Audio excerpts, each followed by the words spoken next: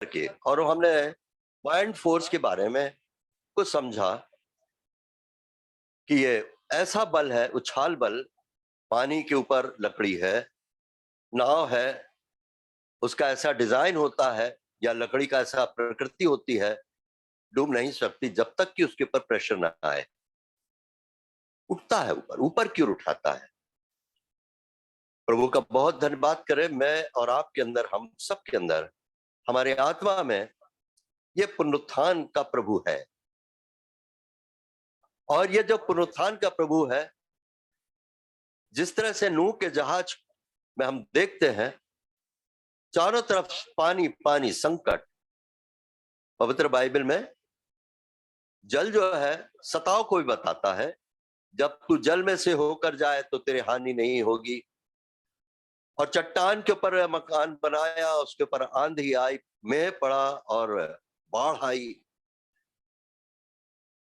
नूह का जहाज ऊपर ऊपर जा रहा है, उछाल उसको मिल रहा है। सताव के अंदर, मुसीबतों के अंदर, कठिनाइयां, माने ये सारे जो चीजें, सताव का जल जो है, इनके ही अंदर हमको पता चलता है ये पुनरुत्थान की सामर्थ क्या है। अब सवाल ये है, पता चल जाना, हमारी आत्मा से हमें अनुभूति मिलती है, पर सवाल ये है, इस पुनरुत्थान की सामर्थ की प्रकृति को हम कैसे समझें, उसके रहस्यमय क्रियाकलाप को, फंक्शन को हम कैसे समझें। चेलों ने भी इसको धीरे धीरे समझने की कोशिश की, समझते गए समझते गए समझते गए। धीरे धीरे जब उनके सामने पुनरुत्थान की सामर्थ के कमाल दिखने लगे और प्रभु की महिमा को उन्होंने आगे बढ़ाया। आज मेरे और आपके सामने एक प्रश्न है, पुनरुत्थान की सामर्थ को हमने क्या समझा, वो हमारे लिए क्या मायने रखती है, एक प्रश्न है। दूसरा प्रश्न है, इस तरह से आता है, शायद ये आत्मिक लोगों के लिए है। बहुत जो आत्मिक हैं वो इस पुनरुत्थान की सामर्थ को प्रकाश के रूप में समझ सकते हैं। हमने शायद बुद्धि में कुछ पकड़ा, पर वो प्रकाश है। तो आत्मिक लोग कौन है फिर? मैं आपको बताऊं, जब मैं प्रभु के वचन में मैं देख रहा था, मेरा मन आनंद से भर गया। ये आत्मिक लोग कौन है अभी हम देखेंगे। जब आप देखेंगे कि अच्छा ये आत्मिक लोगों की पहचान और परिभाषा, तो ये उछाल बल के लगाव में हम जब चल रहे थे आगे, तो ये रहस्यमय सामर्थ्य है। पर मेरे और आपके लिए कोई भी चीज प्रभु ने मिस्ट्री नहीं रखी है, क्योंकि मसीह जो परमेश्वर का भेद हम पर खुल चुका है। ये मसीह का भेद, इफिशियंस और क्रिश्चियन पढ़ते थे, ये मसीह परमेश्वर का भेद है, मिस्ट्री है, वो खुल चुका है हमारे ऊपर।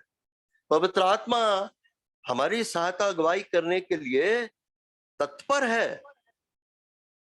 और इसलिए बार बार जब हमारे माइंड में ये चीज आती है, मैं भी रखता हूं, मैं आप ये ना सोचें कि बहुत कठिन है।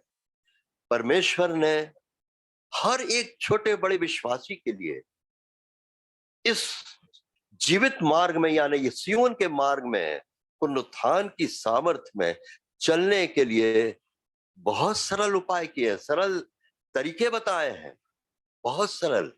मैं और आप इस पुनरुत्थान के जीवन को एक ऐसा अनोखा कंसेप्ट नहीं समझें कि हमारे और आपके हाथ से बाहर है। मेरे और आपके अंदर प्रभु का आत्मा हमारी आत्मा में है, और वो जीवन का, पुनरुत्थान का आत्मा हमें सारी परिस्थितियों में, हम समझे ना समझे, हमें उठाए रखता है। परिस्थितियों में हम कुछ दब जाएं भले, पर फिर जब परिस्थिति हटती है तो फिर हम ऊपर की ओर, हमारी टेंडेंसी ऊपर की ओर आने की होती है। तो आज मेरे और आपके सामने ये आता प्रश्न, हम इसको खोजें। भजन 105 और 4 में क्या पढ़ते हैं? परमेश्वर और उसकी सामर्थ्य, ये पुनरुत्थान की सामर्थ्य खोजें, इसको हमें खोजना है। मत्ती 7:7 में हम पढ़ते हैं, मांगो तो पाओगे, ढूंढो तो पाओगे। तो जो हमारे लिए परमेश्वर का बच्चा आह्वान करता है ढूंढो, तो ऐसी कोई बहुत बड़ी कठिन ढूंढ नहीं कि उसके बाद क्या, नहीं भाई मुश्किल है, नहीं मिलता, मुश्किल है। फिलिप्पी 4:13 में क्या लिखा है जरा पढ़ें। जो मुझे सामर्थ्य देता है सब कुछ कर सकता हूं। फिलिप्पी 4:13। जो मुझे सामर्थ्य देता है उसमें मैं सब कुछ कर सकता फिर हूँ। वही प्रश्न, कौन सी सामर्थ्य? अरे यही जी उठने की सामर्थ्य। अब चूंकि कई बार हमारे माइंड में ये चीज नहीं रहती, तो हम कुछ काम करते हैं, हमको सामर्थ्य मिलती है, वो सामर्थ्य नहीं है जिसकी वो चर्चा कर रहा है। वो हम अपनी सामर्थ्य में ही कुछ कर जाते हैं और सोचते हैं कि परमेश्वर की सामर्थ्य में हमने किया। तो ये दूसरा कुरंथ 12:9, दूसरा कुरंथ 12:9।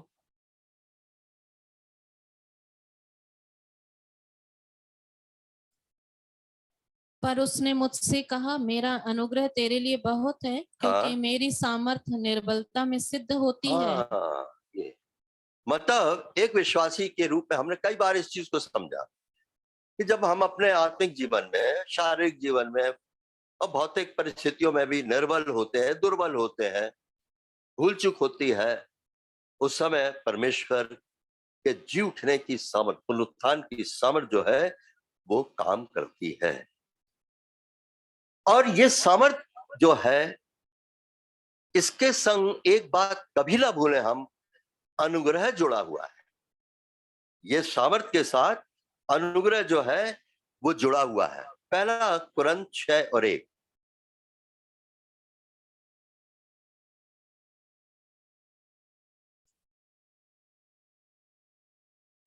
हाँ क्या उसके, हाँ क्या तुम में से किसी को यह हियाव है कि जब दूसरे के साथ झगड़ा हो तो फैसले के लिए? नहीं नहीं, पहला कुरंथ की दूसरा कुरंथ, देखा जरा गलती तो नहीं है। उसके अनुग्रह को व्यर्थ ना जाने दो। अभी थोड़ी देर पहले देखा था। दूसरा कुरिन्थियों 6 अध्याय उसका हाँ पहली आयत। हाँ, हम जो परमेश्वर के सहकर्मी हैं यह भी समझाते हैं कि उसका अनुग्रह जो तुम पर हुआ उसे व्यर्थ ना जाने दो। मतलब ये है कि कई बार हमारे माइंड से ये अनुग्रह शब्द निकल जाता है। अनुग्रह से हम बचाए गए हैं, अनुग्रह से इस यात्रा को पूरी कर पाएंगे और अनुग्रह ही से हम सामर्थ्य पाते चले जाएंगे। अब मैंने जैसा पिछले हफ्ते में शेयर किया था कि बहुत से ये उछाल बल के विपरीत विरोधी चीजें होती हैं जो हमारे को डुबाना चाहती हैं। अब हमने कई चीजें देखी थी, अंधे, लंगड़े, लूले, ये आत्मिक रीति से परमेश्वर ने हमारा दूर किया। उनमें से एक कुबड़े का था, हंच बैग। मैं उस समय भूल गया, ये हंच बैग और क्रुकेड, तिरछे, यानी वो जो स्त्री आई थी कुबड़ी, क्रुकेडनेस, और यहाँ पर हंच बैग, दोनों में फर्क है। एक ऐसा व्यक्ति जिसकी यहाँ पर हड्डी निकली रहती है, हंच बैग। मतलब इस यात्रा में बहुत सी ऐसी सावधानी चीजें हैं जिसके लिए परमेश्वर जिम्मेवार है, दूर करेगा अंधापन, हमारा लंगड़ापन, और हमारे को अपने राज्य के अंदर स्वस्थ आत्मिक रीति से ले जाएगा। अब हम धीरे से अब अपने उस प्रश्न के जवाब पर आ रहे हैं। ये जी उठने की सामर्थ्य हमको कैसे मिलेगी? अब इसको पहले समझेंगे हम। हमारी रचना हम कई बार सुन चुके हैं, आत्मा, प्राण और देह। और गलातियंस 5 में पढ़ते हैं, आत्मा शरीर के और शरीर आत्मा के विरोध में लालसा करता या झगड़ा चलता रहता। टसल चलती रहती है। अगर हम इंग्लिश बाइबल में देखें, आत्मा जो है एस कैपिटल, यानी वो पवित्र आत्मा है। अभी हम धीरे से कुछ ऐसी चीजों को देखेंगे जिसमें हमारी आत्मा का एक बहुत इंपॉर्टेंट रोल पवित्र आत्मा के साथ जो हमारे अंदर है उसके संग। तो आत्मा शरीर और शरीर आत्मा के विरोध है। बीच में प्राण, वो युद्ध भूमि है, और उस प्राण के अंदर हमारा मन है, हृदय है, ये मुख्य है, जहां पर हम कल्पनाएं करते हैं, विचार करते हैं, प्यार करते हैं, ममता, दया, ये सब हमारे हृदय का भाग है। और मन, परमेश्वर का धन्यवाद हो, परमेश्वर का बहुत धन्यवाद हो, मेरे और आप के प्राण के अंदर की जो फैकल्टीज हैं, मन, उसको परमेश्वर ने डिस्टर्ब नहीं किया है। वो तो बात और हुई कि अदन के बगीचे में मेरे और आपके अंदर, मत्ती 13 में आप पढ़ना, भला मनुष्य अपने मन के भले भंडार से भली वस्तुएं निकालता, भला मनुष्य भले भंडार से। और पॉल भी इस तरह से कहता, मेरे अंदर एक भली बुद्धि की व्यवस्था है। अभी हम देखेंगे उसको, भला मनुष्य भले मन से अपने भले भंडार से, देख लेंगे मत्ती और उसका 12 और 35। भला मनुष्य मन के भले भंडार से भली बातें निकालता है। अब इसमें सब आ गए, वो भी आ गए, ये विश्वासियों के लिए नहीं, अविश्वासियों के। दुनिया के अंदर कितने भले मन वाले लोग हैं, हो गए, और बड़े बड़े उनको संत और महात्मा के नाम से विभूषित किया गया, ये भले मन वाले थे। इसका मतलब दुनिया के अंदर बुरे मन वाले ही नहीं है, भले मन वाले भी हैं। तो परमेश्वर ने मनुष्य के अंदर के इस मन के भलेपन को छीना नहीं है जब उसने पाप किया। वो कुछ ऐसा हुआ कि परमेश्वर ने अपनी सृष्टि सृजन में, हमारे सृजन करने में एक भला मन रखा था प्राण में। अब वो ऐसा हुआ कि पाप करने से वो भला मन के अंदर कुछ बुरापन भी आ गया। इसलिए भले और बुरे के ज्ञान का वृक्ष का फल, भले और बुरे के ज्ञान का वृक्ष का फल आदम में उसने खाया, आदम ने। अब इसको ऐसा हम समझे जैसे कि शरबत, मीठा शरबत का ग्लास है, और उसके अंदर कुछ 4-6 बूंदे कड़वी नीम के अर्क डाल दें। पीने में अब हमको कड़वा भी लगेगा और मीठा भी लगेगा। पाप के आने के बाद से ऐसा नहीं है कि हमारे अंदर का भलापन खत्म ही हो गया, वो मीठापन भी है। बस ये बात हमको बहुत धन्यवाद देने की है। पौलुस भी कहता है, मेरे अंदर कुछ भला करने की इच्छा होती है। अभी देखेंगे रोमन 7, भला करने की, अच्छा करने की, पर नहीं कर पाता हूं मैं। भला तो कहां से करता है वो? जरूर उद्धार पा गया है वो अपने भले मन से। तो परमेश्वर ने मनुष्य की स्वतंत्रता कहीं कहीं छीनी नहीं है। मनुष्य वैसे ही स्वतंत्र है, अपने मन के अंदर वो फैसला करने का अधिकार रखता है। किस तरफ फैसला करे, आत्मा की तरफ करे या शरीर की तरफ करे। हमारे अंदर 3 जीवन है। हमारे अंदर शरीर का जीवन है, पाप का जीवन कहलाता है, पापमय स्वभाव से भरा हुआ है। तो शरीर का जीवन है, पाप की व्यवस्था लागू होती है। हमारा शरीर जो है वो पाप का सेवन करता है, गलत नहीं करता, वो अपने प्रकृति के अनुसार करता है। हमारा प्राण जो है मानवीय जीवन है, और वो मानवीय जीवन के अंदर मानवीय व्यवस्था है। और आत्मा में प्रभु यीशु मसीह का आत्मा है, तो हमारे अंदर आत्मिक जीवन है, और जीवन की आत्मा हमारे आत्मा में है। तो आत्मा की व्यवस्था है, जीवन के आत्मा की व्यवस्था है। अब मैं और आप अपने आत्मा के अंदर उस जीवन की आत्मा और व्यवस्था को पूरा 100% पाए हुए हैं, पूरी तौर से भरपूरी, कहीं कम अधिक नहीं है। वो पूरा का पूरा प्रभु जो है अपनी संपूर्ण जी उठने की सामर्थ्य के साथ हमारे आत्मा में और आपके आत्मा में है।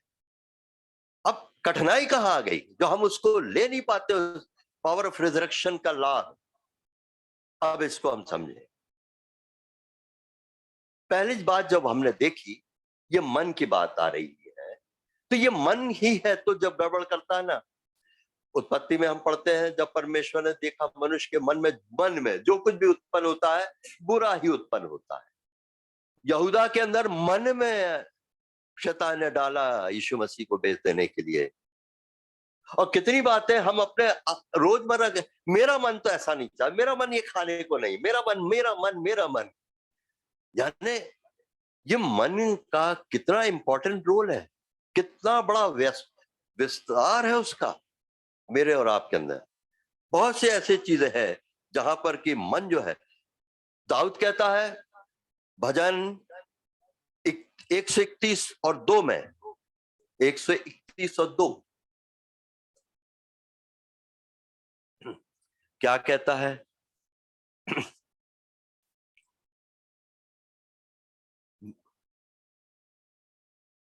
निश्चय मैंने अपने मन को शांत और चुप कर दिया है। शांत तो चुप कर दिया है। कई बार हमारे मन में बहुत से सवाल जवाब उथल पुथल होते हैं। ये उस समय की बात कर रहा, कहता जैसे दूध छुड़ाया हुआ बालक अपनी माँ की गोद में शांत हो जाता है। दूध छुड़ा हुआ है बालक, यानी अब अन्न खाने वाली स्टेज आ गई। तो जब अन्न खाने वाली स्टेज मतलब परमेश्वर के वचन के अंदर के गुण बातें, तो हमारे अंदर शैतान हमारे मन को धोखा देता है।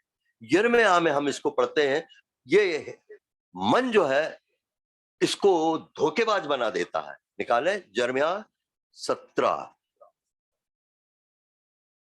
क्योंकि सब कुछ ये मन से ही होना है। यिर्मयाह और 17, 9 और 10। मन तो सब वस्तुओं से अधिक धोखा देने वाला होता है, उसमें असाध्य रोग लगा है, उसका भेद कौन समझ सकता है।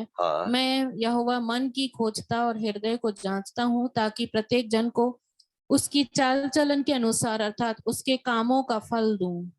अब देखो, मैं यहोवा मन को खोजता, वो हेलेबाज है, धोखेबाज, पाप के कारण ये उसकी स्थिति बन गई है।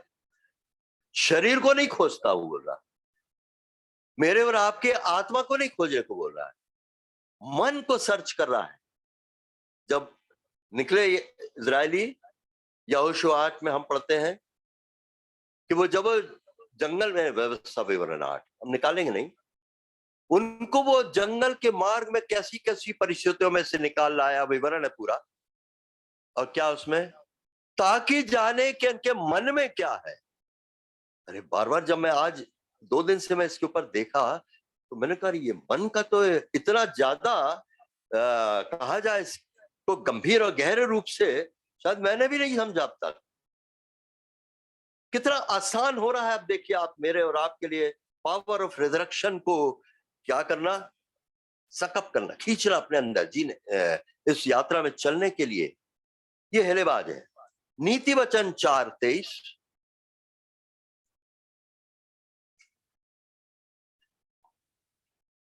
हाँ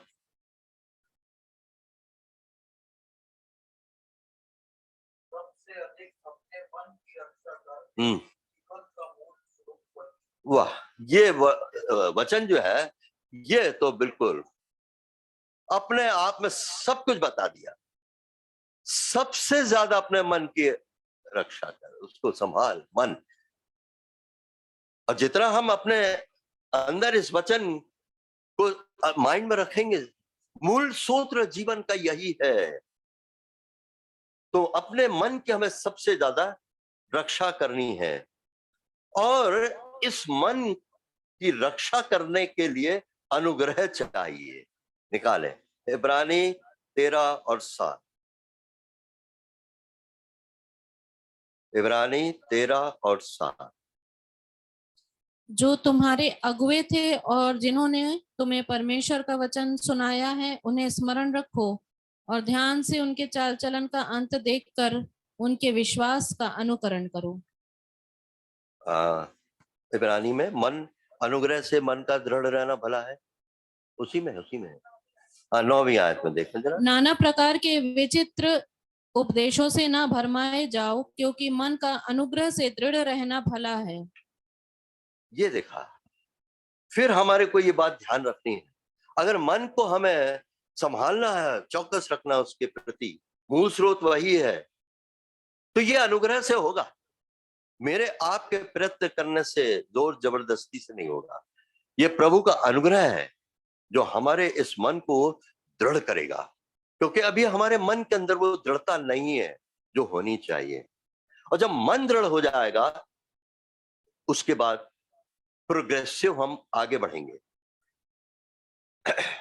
अगर मैं और आप इसको देखें, अब हम रोमन्स में आ जाएं। अब हमारे सवाल का जवाब सामने आ रहा है।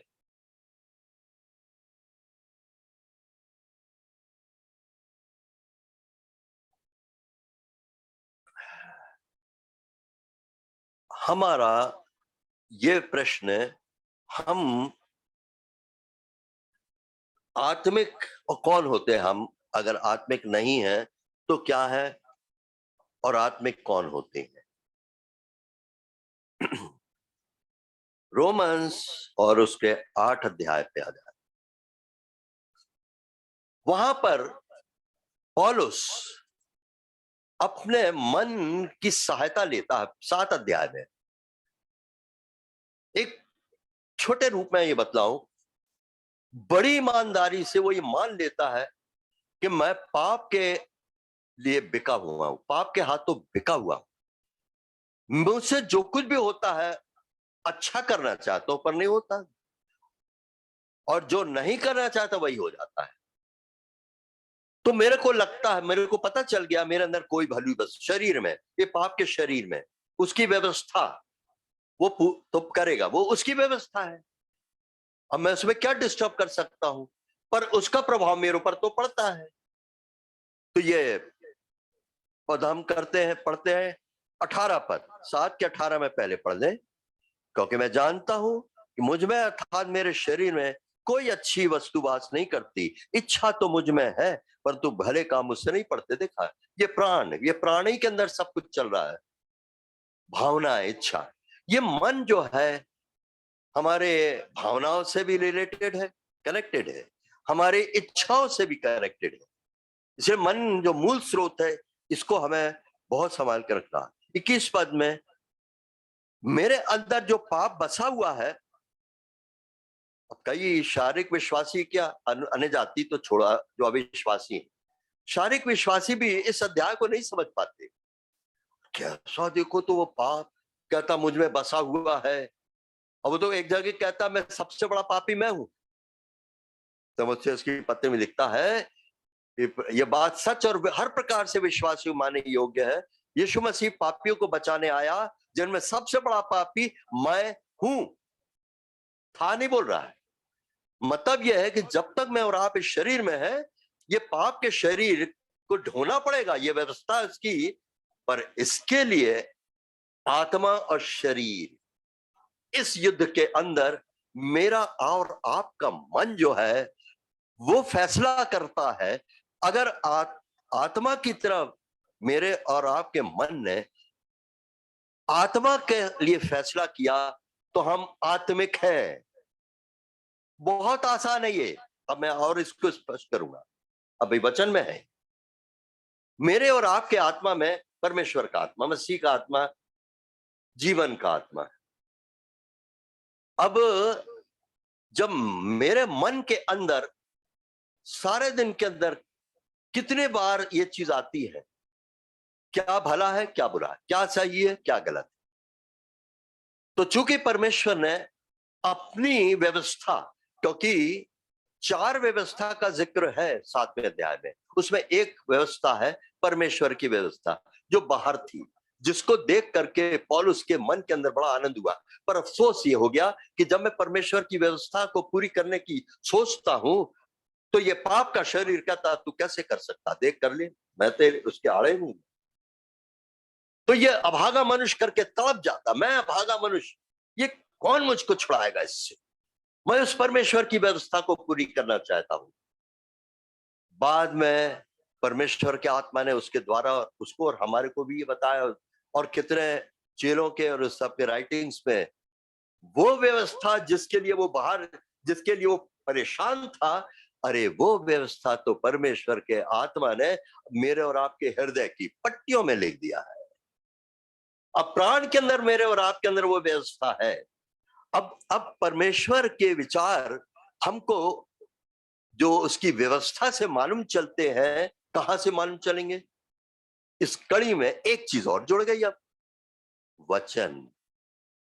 परमेश्वर का विचार क्या है उसके वचन से। इसलिए ये बात जरूर है कि उसके पावर ऑफ रिजरेक्शन को अपने अंदर अनुभव करने के लिए जरूरी है कि हम प्रार्थना करें, वर्शिप करें, उपासना करें, ये अपनी जगह है। परंतु जब हम और गहराई में जा रहे हैं तो हमको पता चल रहा है कि मेरे और आपके अंदर के मन के अंदर, हृदय में वो व्यवस्था लिखी। मेरा और आपका मन उस व्यवस्था को पढ़ता है जो परमेश्वर ने मेरे और आपके हृदय की पट्टियों में लिखा है। अब वो व्यवस्था को हम कहां से पढ़ते हैं? बाइबल शास्त्र से, पवित्र वचन से। भजन 119 में, मैंने तेरे अपने वचन को अपने हृदय में रख छोड़ा है। और जब हम उसके वचन को अपने जितना हम पढ़ते हैं दैनिक जीवन के अंदर, सुबह से लेकर शाम तक, मेरे और आपको पवित्र आत्मा, सत्य का आत्मा बताता, देखो ये परमेश्वर पसंद करता है, ये नहीं। अब निष्कर्ष करने, निर्णय लेने का समय आ गया। मन क्या कहता है? मन खुश है, मैं ऐसा ही करूंगा।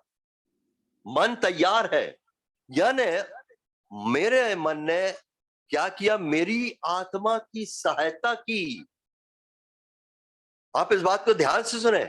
मैं और आप अपने आत्मा की, जिसके अंदर पवित्र आत्मा है, मेरे और आपके अंदर का जो मेरा अपना आत्मा और आपका आत्मा है, उसकी सहायता, उसको सहायता की जरूरत है मन की। जब तक मन से वो देखेगा नहीं कि ये उसका झुकाव मेरी ओर है, और जैसे ही मेरे और आपके मन ने फैसला किया और आत्मा की तरफ अपना झुकाव दिया, ये कहलाता समर्पण, जो हम कई बार सुन चुके। समर्पण, समर्पण, समर्पण। अब समझ में आ रहा है, यह है समर्पण। मेरे और आपके अंदर के मन ने फैसला कर लिया, नहीं, ये परमेश्वर चाहता है। आत्मा खुश हो गया, मेरा और आपका आत्मा, और उसको एक ऐसी योग्यता मिल गई। अब वो आत्मा, मेरा और आपका आत्मा, जो पवित्र आत्मा, जो मसीह के आत्मा से भरपूर है, अब जीवन का आत्मा उसके अंदर है। बस वो जीवन की आत्मा से पावर को खींचेगा। जैसे इलेक्ट्रिसिटी पावर हाउस से पावर खींचता है, तो वैसे ही हमारी आत्मा उस जीवन के आत्मा से पावर खींचती है, और मैं और आप जीवन, पुनरुत्थान के जीवन में जीना शुरू कर देते हैं। यह है पुनरुत्थान के। तो कितना आसान है ना।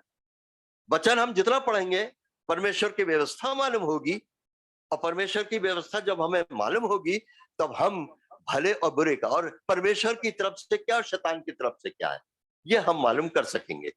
परंतु ये हिलवाज भी मन है। कई बार दोनों में मुश्किल हो जाता है, क्या सच में ये परमेश्वर का वचन या परमेश्वर का वचन नहीं है? कई बार ऐसा होता है, परिस्थितियों में, दुख की परिस्थितियों में, सताव में, मुश्किल में, घर में कोई बहुत सीरियस बीमार है, निष्क्रिय मन हो जाता है, मन वैक्यूम हो जाता है मन के अंदर, हम डिसाइड नहीं कर पा रहे हैं। तो ये निष्क्रिय मन जो है ना, ठीक नहीं है उस समय के लिए। परमेश्वर का वचन कहता है, मैं छोटे दूध छुड़ाए हुए बालक के समान मां की गोद में। आप बैठ जाइए, शांत कर लीजिए। कई बार ये मैंने किया है। प्रभु, मन के अंदर खालीपन है, रीतापन है, कुछ अच्छा नहीं लग रहा है, और ये खालीपन, मेरी आत्मा राह देख रही है, कुछ यहां से सक्रियता हो, उसको निष्क्रियता है। और प्रियो, ये निष्क्रिय मन बड़ा खतरनाक है। ये निष्क्रिय मन वैक्यूम है। और लिखा वचन के अंदर, जब एक दुष्ट आत्मा निकली, और जब झाड़ा बुखारा देखी, जब जहां से निकली थी, साफ सुथरा देखी, तो अपने साथ 6 और दुष्ट आत्माओं को ले आई, और उस मनुष्य की दशा उससे भी बदतर हो गई। ये निष्क्रिय मन बड़ा डेंजरस है, इसको हमें निष्क्रिय नहीं रहने देना है। उस समय हम स्तुति, इसलिए कहा गया है, आपका मन करे ना करे, आप गाना गाना शुरू कर दीजिए। आप देखिए, आपके आत्मा से आपके मन को कुछ अनुभूति मिलना शुरू हो गई, कुछ हो रहा है, कुछ हरकत आ गई। आत्मा डेड नहीं थी मेरी और आपकी, वो आत्मा अब पावर ले रही है पावर हाउस से, और मेरे और प्राण के अंदर, जिसको हम कहते हैं मनोबल हाई। और कई बार बड़ा हिलबाज मन है। अब घर में कुछ ऐसा सीरियस केस है, ऐसा लग रहा हमारा ये प्रियजन गया गया गया, तब उस समय से मन निष्क्रिय हो जाता। और निष्क्रिय मन में हम क्या सोचते हैं? ठीक है, अब जो प्रभु की मर्जी होगी, वेरी डेंजरस। ठीक है, जो प्रभु की मर्जी होगी। अब प्रभु जाना तो प्रभु के पास में, अगर हमारा ये प्रियजन प्रभु के पास चला गया तो ठीक है, जब तक प्रभु नहीं आए, जब मिलेंगे तो वहां पर क्या हेलेबाजी है। मतलब यह है, मन को अभी से तसल्ली देने लगे। इस परिस्थिति में हम ये मान के चले कि परमेश्वर की इच्छा में है, कदापि नहीं। बीमारी परमेश्वर की इच्छा में नहीं। निष्क्रिय मन कहता नहीं, परमेश्वर की इच्छा होगी, परमेश्वर के विचार योजना में होगा। ये परमेश्वर हमारे बीच में किसी को उठा रहा है, उठाने जा रहा है, ये परमेश्वर की इच्छा होगी। ये बड़ा हेलेबाज मन है, इससे बचना है। और आप जब ये सुन रहे हैं, कई बार आप अनुभव में इसको मालूम करेंगे, हाँ ऐसा होता है। दाऊद के लिए कहता है, भजन 119 2 और 10 को पढ़े। भजन 119 2 और 10, दूसरा पद और 10वां पद। ही धन्य है वे जो उसकी चेतावनियों को मानते हैं और पूर्ण मन से उसके पास आते हैं। हाँ, पूर्ण मन से है। और 10 पद में, मैं पूरे मन से तेरी खोज में लगा हूँ, मुझे तेरी आज्ञाओं की बाट से भटकने ना दे। जब मैं और आप परमेश्वर के पुनरुत्थान की सामर्थ को खोज रहे हैं, तो पूरे मन से, दुचित्ता मन से नहीं, सारे मन से। भजन 119 और 145 में आप लिख रहे हैं, 119 145, सारे मन से, दुचित्ता मन से नहीं। याकूब की पत्री में याकूब लिखता है, हे दुचित्ते लोगों, पूरे मन से, डबल माइंडेड। अब आप समझ लो, जब आपके मन के अंदर समझ में आ रहा कि ये प्रभु की इच्छा नहीं है या प्रभु की इच्छा ये है, उसके बाद भी आप जिद कर रहे हैं, आप डबल माइंडेड है। आप चाहते ये भी हो जाए, आप चाहते ये भी हो जाए, तो ये चीज नहीं चलेगी। एक विश्वासी जीवन में आर और पार वाली बात है। और जरूर है, हम मनुष्य हैं और हमारे अंदर अभी हम परफेक्शन की ओर बढ़ रहे हैं। ये कई बार परिस्थिति आती है कि हम अपनी ही जिद मन की कर जाते हैं, पर उसमें भी परमेश्वर, हमारा दयालु परमेश्वर, हमें मौका देता है। वो जानता है कि मैं इसके अंदर ये चीज को लाना चाह रहा हूं, घुमा कर लाएगा, चाहे वो ताड़ना देगा, चाहे कोड़े लगाएगा, चाहे कुछ करेगा। इससे अच्छा मार खा करके बिना मार खाए सीख ले। मार खाने के बाद सीखे तो क्या सीखे, सब कुछ लुटा करके होश में आए तो क्या होश में आए। चेतावनी बहुत बड़ी। अब ये जो चीज बात हो रही है कि हमारे मन के अंदर शासन हमारा अपनी खुद ही कर रही है, आई, या प्रभु का आत्मा हमारी आत्मा से होकर कर रहा है। और यदि हमारे मन के अंदर हमारा अहम शरीर की तरफ जा रहा है, तो हम शारीरिक है। अब हम पद पढ़ेंगे, पद रोमन्स और उसका 8 अध्याय 5 पद। क्योंकि शारीरिक व्यक्ति शरीर की बातों पर मन लगाते हैं, हाँ, परंतु आध्यात्मिक आत्मा की बातों पर मन लगाते हैं। आध्यात्मिक यानी आत्मिक। तो अब इससे क्या समझ में आ रहा है हमको? मैं काफी देर तक सोचता रहा, वाह, आध्यात्मिक, आत्मिक मनुष्य मन की बातों पर, आत्मा की बातों पर, पवित्र आत्मा की बातों पर, परमेश्वर के वचन पर मन लगाते हैं। तो मेरे लिए और आपके लिए परमेश्वर ने मेरे और आपके अंदर इस योग्यता को रखा है। इसके लिए हमें परमेश्वर से अनुग्रह मांगना है। दृढ़ रहे हमारा मन। प्रभु, आप ये कह रहे हैं, आपके अनुग्रह से मेरा मन अब दृढ़ है, मैं जो आप कह रहे हैं आप, मैं करूंगा उसको। और दाऊद जो है इस बात में अव्वल है। मैं बार बार पढ़ रहा हूँ, रोज मैं एक बार पढ़ लेता हूँ। भजन 119 में यत्न करता है, भला होता मैं तेरी विधियों को मानने के लिए, और मन सिद्ध हो जाता, मैं सीखूंगा, मैं देख सकूं। छुपाए अपने व्यवस्था को छुपाए ना रख, लौलीन हूं मैं, मुझे जिला, सिखा, बता, समझ दे, सीख दे। यानी बिल्कुल वो तो आमदा हो गया। इतना ज्यादा मेरे और आपके मन को ट्रेंड होने की जरूरत है। अभ्यास से आएगा ये, हम सबको करना है। और जितना हम मैं अपने आप आत्मा मन को स्ट्रेन करेंगे, जीवन का मूल स्रोत वही है, उतना ज्यादा मेरा और आपका लिंक जो है आत्मा हमारी और हमारे आत्मा में प्रभु का जीवन का आत्मा पुनरुत्थान की सामर्थ वो काम करेगी। और तब हम देखेंगे, अब आगे देखें, शारीरिक व्यक्ति कौन है? जो शरीर की बातों पर मन लगाते हैं, विश्वासी है ये। अब शरीर की बातों पर मन लगाएगा तो मतलब यह है कि वो उस राजमार्ग में वो अंधों के समान, लंगड़ों के समान, लूलों के समान तो प्रभु नहीं, बिल्कुल पसंद नहीं करेगा। अपने क्या नाम है, राज सिंहासन के पास, राजघराने में लंगे लूले और लंगड़े लोग आ गए, दाऊद घिन करता था, वहां पर शाही लोग, राजवंशी लोग, और इस प्रकार के लोगों का ही वहां पर वो खप पाएंगे। फिर हम पढ़ते हैं 6 पद, शरीर पर मन लगाना तो मृत्यु है, तो परमेश्वर से बैर रखना नहीं, सॉरी, शरीर पर मन लगाना तो मृत्यु है, परंतु आत्मा पर मन लगाना जीवन और शांति है। मैंने कल बताया उस दिन, पिछले बार, एक नाव में 6 एक तो डूबेगी, 10 छेद है तो डूबेगी, है? तो मतलब यह है कि अगर डेथ, लॉ ऑफ डेथ काम कब करेगी?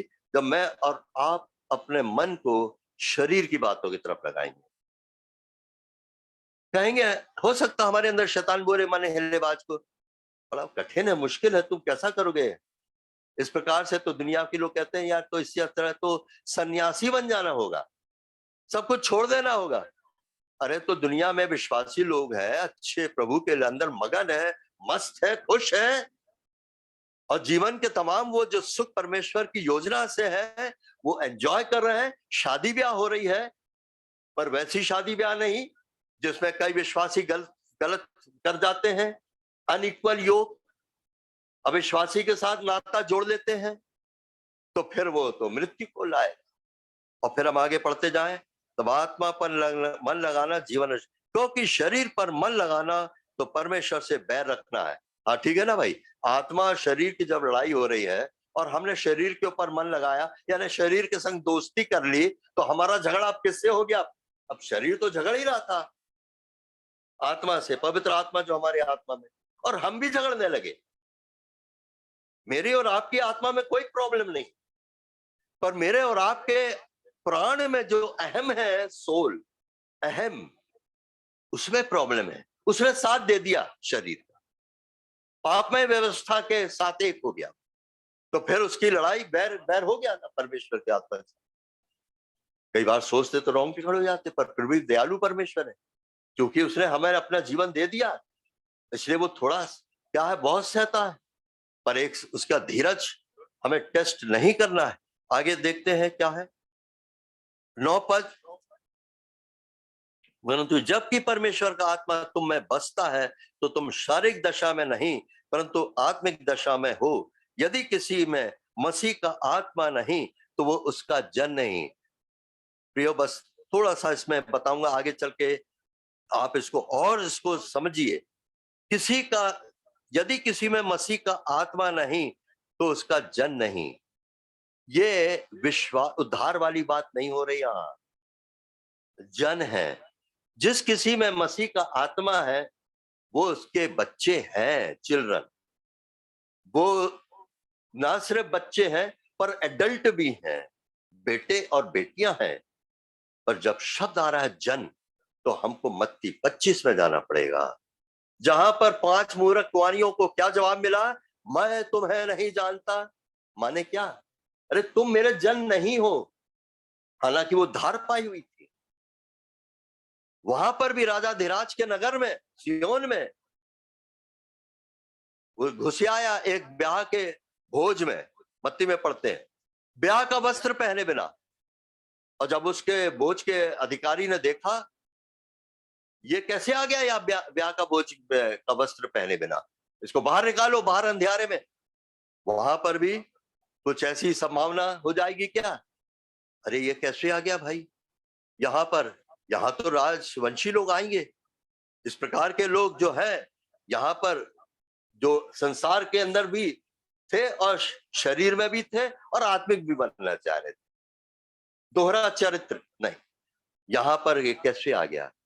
तो हमारे लिए एक अच्छी बात यह है, आत्मिक, आज हमको इसका जवाब मिल गया। आत्मिक कौन है? बस कुछ नहीं, मैं और आप अपने मन जो जीवन का मूल सूत्र है उसकी रक्षा करें, अभ्यास में, ट्रेनिंग में लाएं अपने मन को। हम परमेश्वर का जब विचार पता चल जाता है क्लियर बिल्कुल, तो फिर हमको उस विचार के अंदर हामी भरनी है, समर्पण। हाँ, मैं चाहता हूं इसको पूरा करूं, ये मेरी मन्नत है। जैसे दाऊद इतनी इतनी मन्नत मानता है, ठानता है, ठान लेता है, और तब आत्मा हमारी सक्रिय हो जाती है। हमारे जो प्राण के अंदर का मन है जो, वो निष्क्रियता से बाहर आ जाता है। निष्क्रिय मन कभी नहीं होता।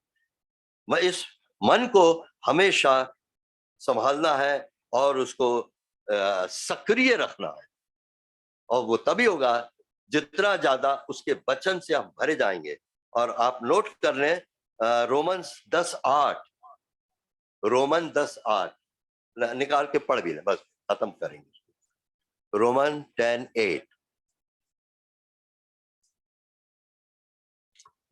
परंतु वह क्या कहती है, यह कि वचन तेरे निकट है, तेरे मुंह में और तेरे मन में है। ये वचन खूब पढ़े, पागलों के समान। अरे कितने प्रभु के दासों का ये गवाही है कि जब वो धार पाए, जैसे भाई बक्सिंग जैसे कहते हैं, वो रात दिन बाइबल पढ़ते थे। ऐसा उनको नशा सवार था, वचन पढ़ने का नशा हो जाना चाहिए। और वो भी इसमें, आप इसमें से पढ़ेंगे, 2-3 बार पढ़ सकेंगे, निशान लगा सकेंगे, नोट्स लिख सकेंगे, है ना। तो परमेश्वर का वचन जो है बाइबल, है ना, कई बार हम लोग आते हैं ना, दुनिया में सबसे प्यारी पुस्तक बाइबल ऊंचा करके, तो हम इसी को तो उठाएंगे ना, और तो कोई चीज नहीं। दुनिया में सबसे प्यारी पुस्तक बाइबल। तो प्रियो, आज मेरे और आपके सामने मैंने कोशिश किया पवित्र आत्मा इसको और स्पष्ट करे मुझको भी, मेरे और आपके मन के अंदर वचन इतना समा जाए और उसकी व्यवस्था उसके वचन से हमें मालूम चले। उसके बाद हमारा मन वो आज्ञाकारिता में उसके अनुग्रह से आएगा, और हम कह देंगे ऑल राइट लॉर्ड, मैं तैयार हूं, मेरे मन में जो आया ये आपकी ओर से है, आमीन, ऐसा ही हो, आप कहिए। और फिर देखिए आपका आत्मा से इतनी तेजी से करंट आएगी, अनुभूति आएगी, और आपके अंदर रिवाइवल आएगा, और पुनरुत्थान की सामर्थ में मैं और आप चल सकेंगे। परमेश्वर अपने वचन